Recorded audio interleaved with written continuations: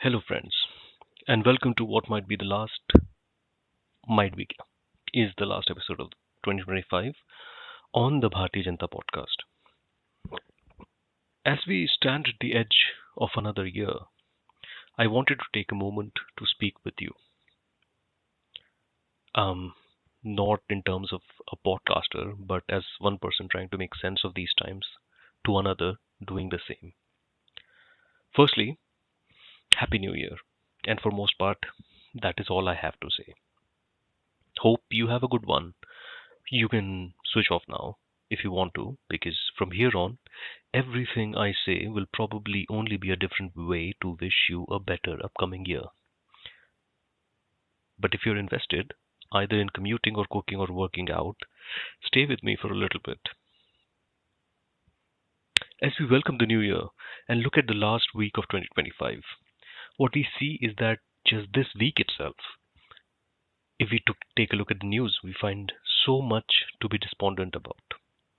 From the Unnao case release of Kuldeep Sengar to the many different acts of violence and vandalism on people celebrating Christmas in India, how Japanese tourists were treated in Banaras to the killing of the student from Tripura in Uttarakhand. One can go on and on and on. So there is enough reason here for us to feel absolutely hopeless and heartbroken. I have not even touched on the air India is breathing right now. So here we are. In such a time, how does one welcome the new year and how does one ask, as I started out to speak with you about 2026? I will do as I always do when I'm looking for some escape and some sliver of hope. I read one of my all time favorite quotations written by Arundhati Roy from her book Listening to the Grasshoppers.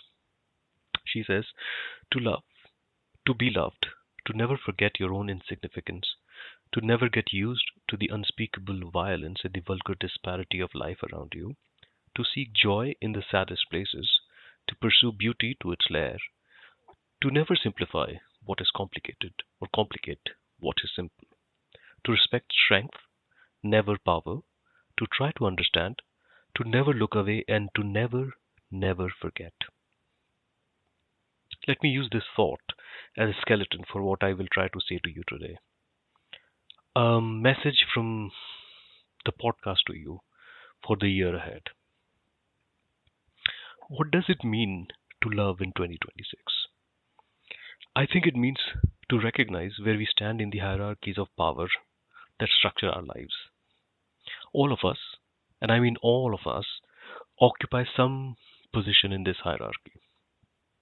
Some of us have more cushioning, more privilege, more distance from immediate violence and everything that is around that violence. Others live much closer to the edge. Our duty, I believe, is shaped by where we stand. If we can look around us and see people who are more afraid, more worried, more traumatized than we are, then our first responsibility is to comfort them, to be present, to offer whatever solidarity we can. And for those who sit above us in these hierarchies, those who have more power, more resources, more say in how our world is shaped, our duty is to question that power, to challenge it. Sociologist Pierre Bourdieu spent his career mapping this idea. He showed how power reproduces and builds upon itself, not through brute force alone, but through the subtle internalization of one's place in the order of things.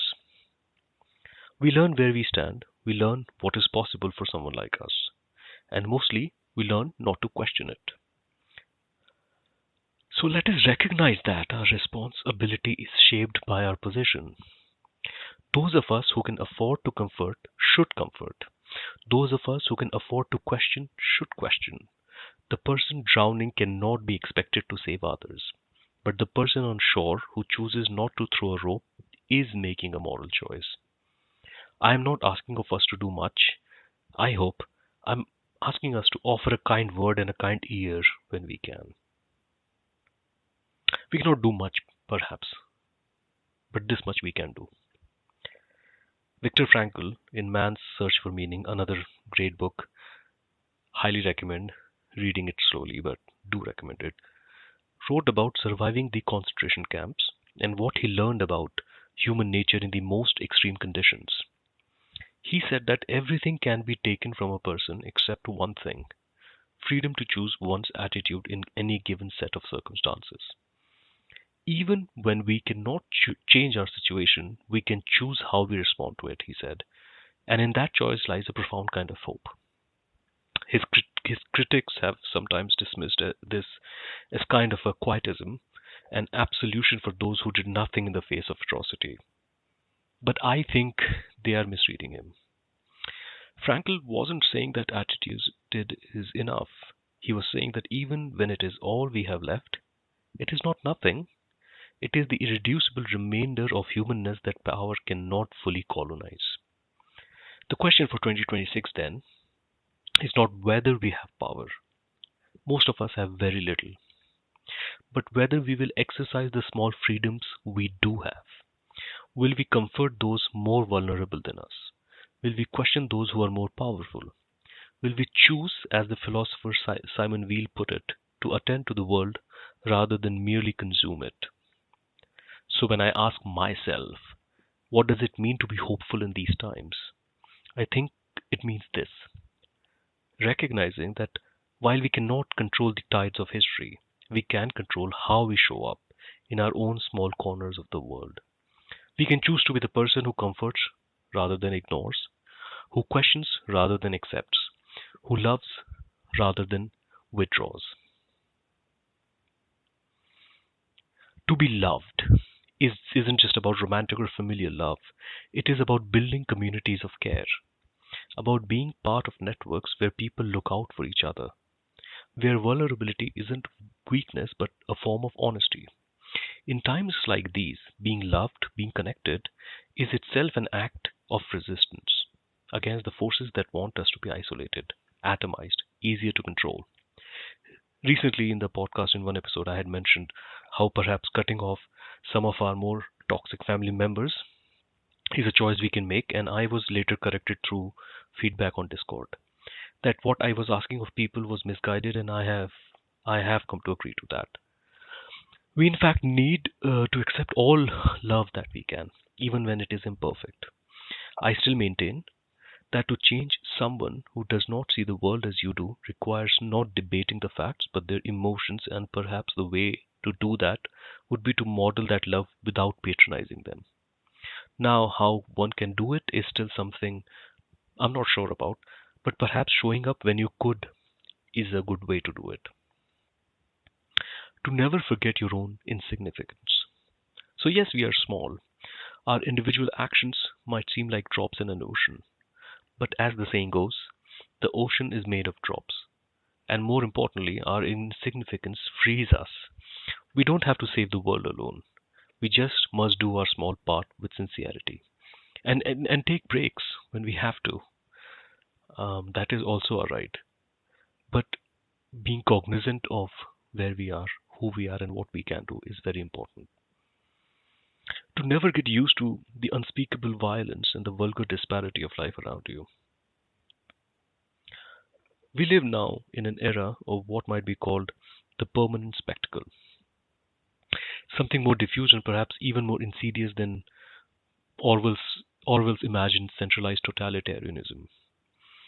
The propaganda of our age doesn't announce itself, not that it ever did. We are not told what to think.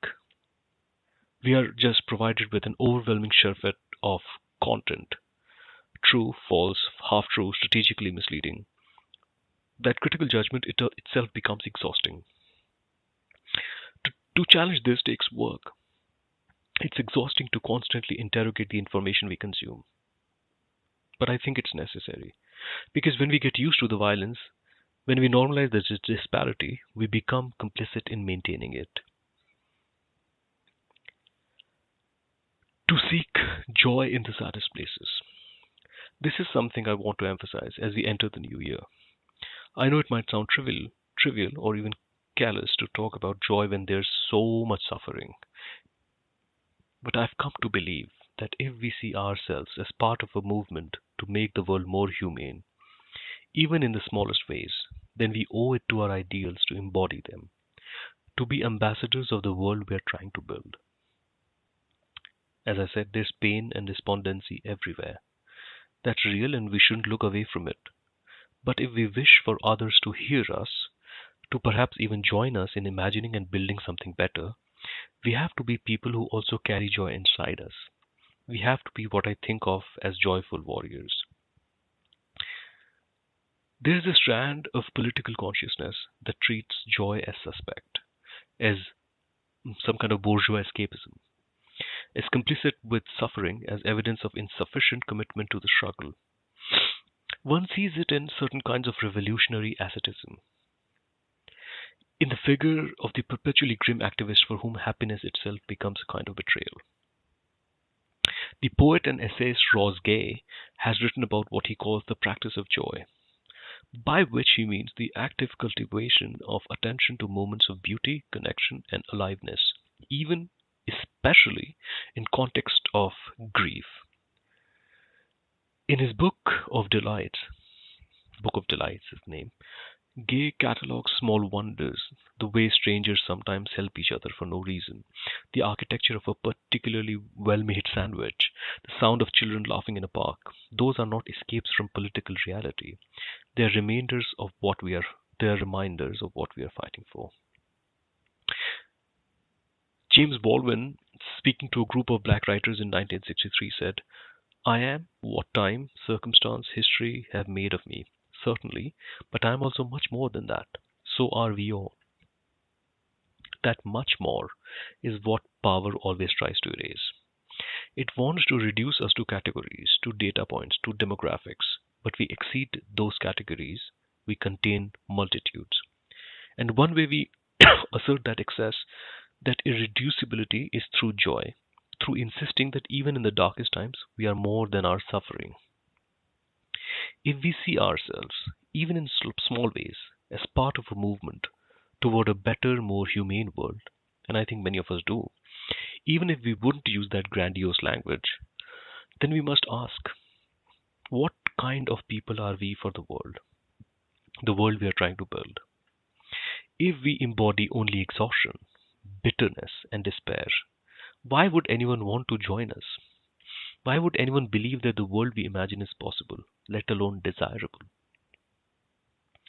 Paulo Freire, the Brazilian educator, wrote that the revolutionary is driven not by hatred of oppression alone, but by love. Love of life, love of people, love of the world. I am more and more convinced, he wrote, that true revolutionaries must perceive the revolution because of its creative and liberating nature as an act of love.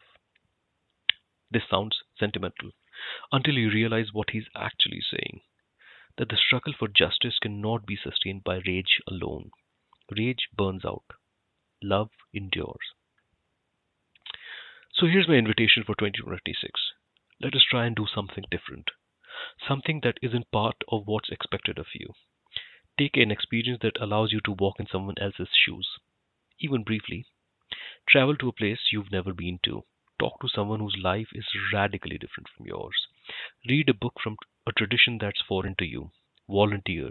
Learn a new skill from someone in your community. Break out of the bubble of your own experience, even just a little bit, and seek joy not as an escape, but as a sustenance.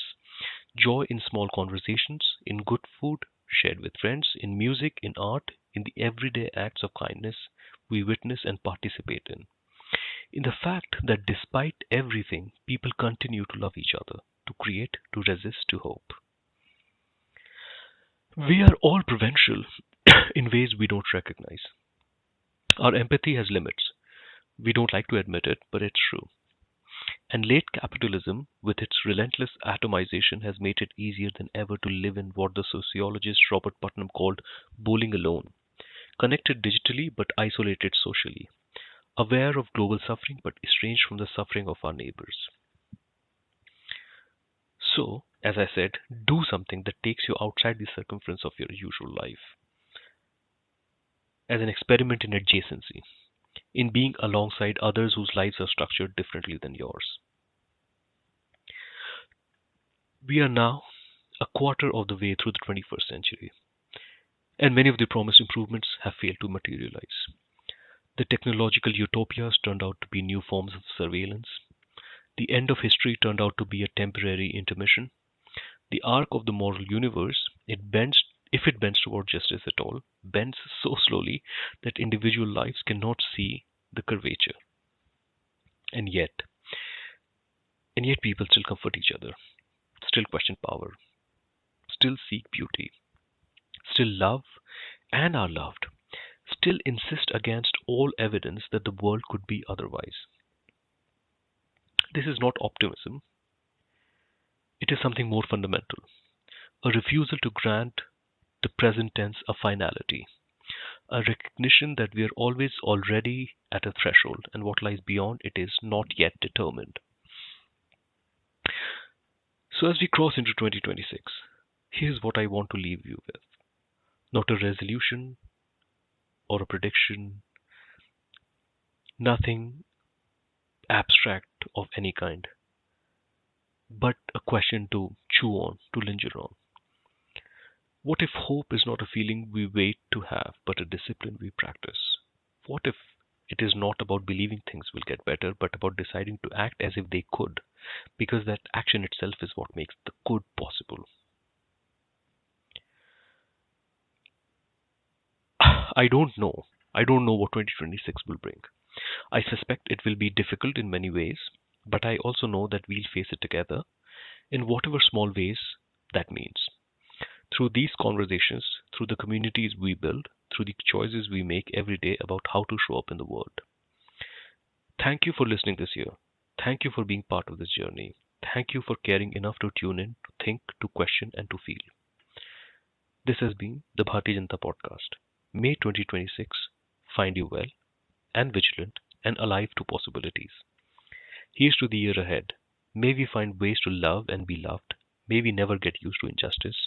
May we seek joy even in hard times. And may we be, in our own small ways, a little more human with each other. See you on the other side, and a Happy New Year.